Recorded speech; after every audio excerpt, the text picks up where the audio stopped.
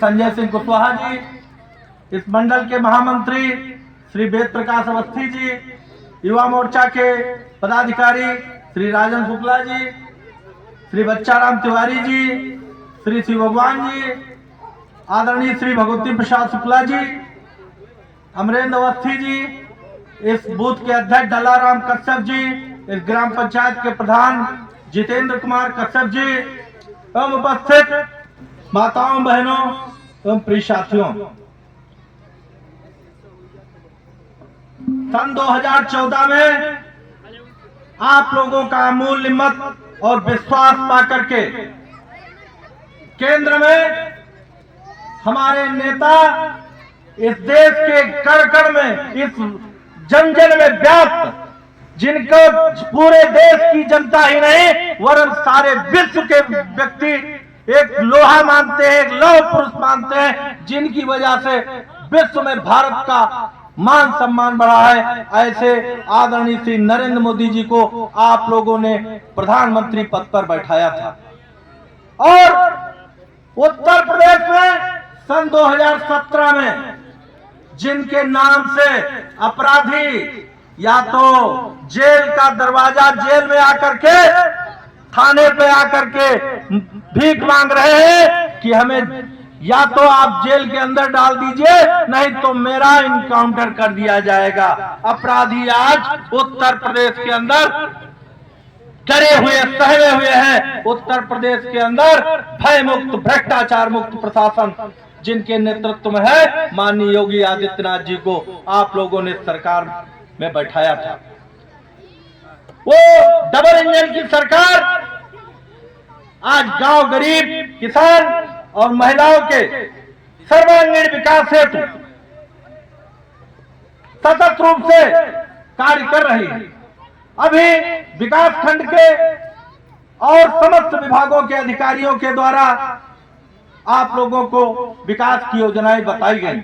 अभी हमारी जो गाड़ी आई है मोदी सरकार की गारंटी, उस गाड़ी में आप लोगों ने देखा होगा मोदी गारंटी है आप लोगों के विकास की, आप लोगों के स्वाभिमान की, किसानों के लाभ की, महिलाओं के स्वाभिमान की। इस प्रकार की गारंटी अगर कोई ले रहा है तो मोदी सरकार। मोदी सरकार ने आज क्या किया? देश में गरीबी मिटाने के लिए काम किया, देश में आवास देने का काम किया, शौचालय देने का काम किया, किसान सम्मान निधि देने का काम किया, उज्ज्वला गैस के माध्यम से महिलाओं को क्या होता था, जब खाना बनाती थी तो खाना बना के चूल्हे पर बनाती थी तो उनकी आंखें खराब जाती थी, बहुत ही युवावस्था में आंखें खराब हो जाती थी, दमा और स्वास्थ्य की मरीज हो जाती थी। उस दर्द को माननीय प्रधानमंत्री जी ने समझते हुए उज्ज्वला सिलेंडर भी देने का काम हमारी सरकार ने किया। महिलाओं को इज्जत घर शौचालय के लिए दिन में क्या होता था, जब शौच के लिए कहीं जाना होता था तो उनको बड़ी समस्या होती थी, उस सब दर्द को समझते हुए शौचालय देने का भी काम हमारी सरकार ने किया। इस सरकार में पहले की सरकार समाजवादी पार्टी और बहुजन समाज पार्टी की सरकार थी। उस सरकार में क्या होता था कि अम्बेडकर ग्राम चुने जाते थे।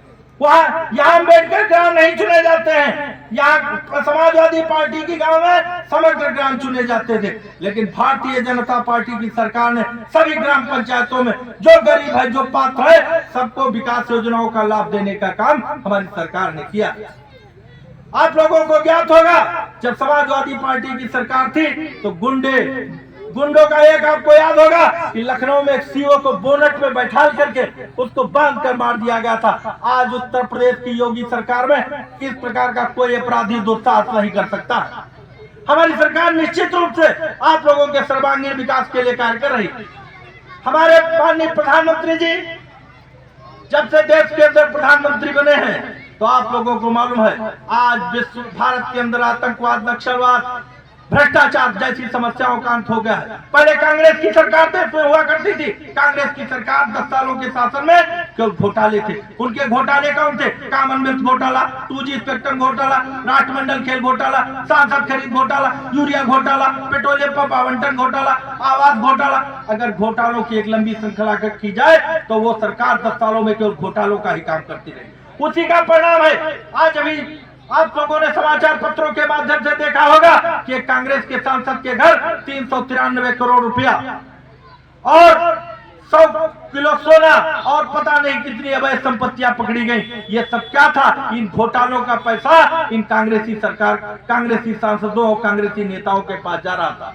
आज हमारी सरकार वही पैसा, आप लोगों के टैक्स का पैसा जो कांग्रेस की सरकार में था, वो आपके आवास के लिए आ रहा, आपको सम्मानित के रूप में मिल रहा, आपको आयुष्मान कार्ड के रूप में मिल रहा, आपको उज्ज्वला गैस सिलेंडर के माध्यम से दे रहा। और आप लोगों को ज्ञात होगा आज भारत विश्व पटल पर जो सम्मान भारत को मिला है वो शायद कभी नहीं मिला होगा। आज भारत का प्रधानमंत्री जब अमेरिका को जाता है तो वहां के राष्ट्रपति बराक ओबामा वहां पर खड़े होकर के एयरपोर्ट पर उनका स्वागत करते हैं और कहते हैं, अंग्रेजी भूल जाते हैं और कहते हैं केम छो कोम छो, गुजराती में बोलते हैं तो हमारे माननीय प्रधानमंत्री जी बोलते हैं मजामा छो मजामा छो। और भाइयों, वहां का विदेश मंत्री भूल जाता है और कहता है सबका साथ सबका विकास। इस प्रकार की बात आज विश्व में भारत में सम्मान बढ़ा है। अब और संयुक्त अरब जो मुसलमानों का सबसे बड़ा देश संयुक्त अरब है, अरब, वहां पर जब भारत के प्रधानमंत्री जाते हैं तो वहां का जो शाह है, वहां का राष्ट्राध्यक्ष, वो कहता है आप हमारे देश में विश्व की सबसे बड़ी मस्जिद है, माननीय प्रधानमंत्री जी आइए मैं आपको जमीन दूंगा और आप हमारे देश में यहाँ का मंदिर बनवाइए। ये काम किसने किया? ये विश्व में किसने सम्मान बढ़ाया? भारत के यशस्वी प्रधानमंत्री नरेंद्र मोदी जी ने। पहले क्या था? पाकिस्तान, चीन जो हमारे सीमावर्ती राज्य थे वो हमको आंखें दिखाया करते थे। आज हमने विश्व पटल पर से सब देशों का, ये पाकिस्तान और चीन को अलग थलग कर दिया।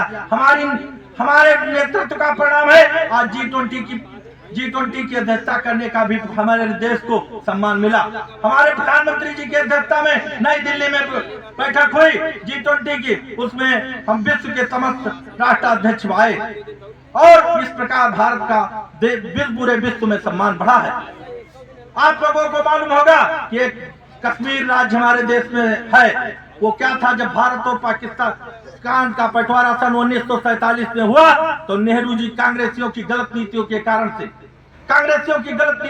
वहां धारा 370 लागू कर दी गई। वो 370 धारा में आप लोगों को मालूम होगा क्या क्या कानून थे। धारा 370 के कारण भारत का किसी भी कोने का रहने वाला व्यक्ति वहां न जमीन ले सकता था, न चुनाव लड़ सकता था, लेकिन कश्मीर का राज्य का रहने वाला कोई व्यक्ति यहाँ पर आकर के आपके कुलिया छनिया में भी जमीन ले सकता था, आपके सीतापुर में भी जमीन ले सकता था। वो यहाँ की नागरिकता हासिल करके यहाँ का प्रधान हो सकता था, यहाँ का विधायक हो सकता था, यहाँ का सांसद हो सकता था, लेकिन यहाँ का रहने वाला व्यक्ति कश्मीर का प्रधान नहीं हो सकता था, न प्रधानमंत्री सांसद हो सकता था। इस काले कानून को हटाने का काम भी हमारे प्रधानमंत्री नरेंद्र मोदी जी ने किया। पहले वहां के मुख्यमंत्री एक हुआ करती थी महबूबा मुफ्ती उमर अब्दुल्ला, वो कहती थी जिस दिन धारा 370 हटी उस दिन कश्मीर में कत्लेआम हो जाएगा। लेकिन हमारे गृह मंत्री अमित भाई शाह जी के नेतृत्व को देखे कि कत्लेआम तो छोड़िए, कहीं पर कोई भी घटना नहीं हुई और सीधे उनको ही नजरबंद कर दिया गया। हमारी सरकार का जाति, धर्म और मजहब के आधार पर काम नहीं करती। आप लोगों को याद है पहले की सरकार जब हुआ करती थी तो क्या होता था? जब हम कांवड़ यात्रा निकालते थे तो कांवड़ यात्रा पे हमारी डीजे पर प्रतिबंध लगा दिया जाता था। आज हमारे उत्तर प्रदेश के यशस्वी मुख्यमंत्री योगी आदित्यनाथ जी कांवड़ियों पर फूल और माला चढ़ाते हैं। प्रयाग में कुंभ का मेला लगता है तो जो व्यवस्था होती वहां पर मेलार्थियों पर पुष्प माला चढ़ाई जाती है। ये सम्मान किसने दिलाया? ये भारत के प्रधानमंत्री हमारे नरेंद्र मोदी जी, उत्तर प्रदेश के मुख्यमंत्री योगी आदित्यनाथ जी ने दिलाया।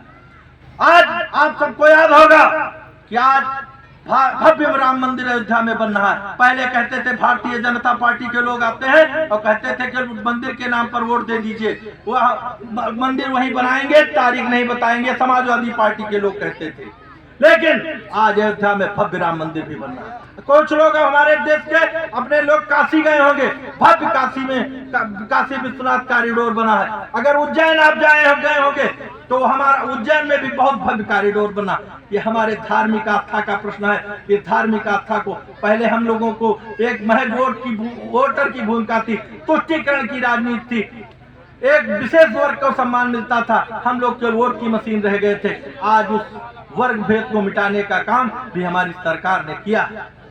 आप लोगों को याद होना चाहिए, ये आज हमारे मोदी जी, भारत के प्रधानमंत्री मोदी जी ने लक्ष्य लिया है कि भारत को सन 2047 तक आजादी के 100 वर्ष पूरे होने पर एक विकसित राष्ट्र बनाएंगे। अभी हम लोग विकासशील देशों की श्रृंखला में आते हैं, लेकिन विकसित राष्ट्र कैसे बनेगा? विकसित राष्ट्र तब मिलेगा जब हर व्यक्ति सुखी होगा। राम राज्य बैठे त्रिलोका, हर्षित भय गए सबको का।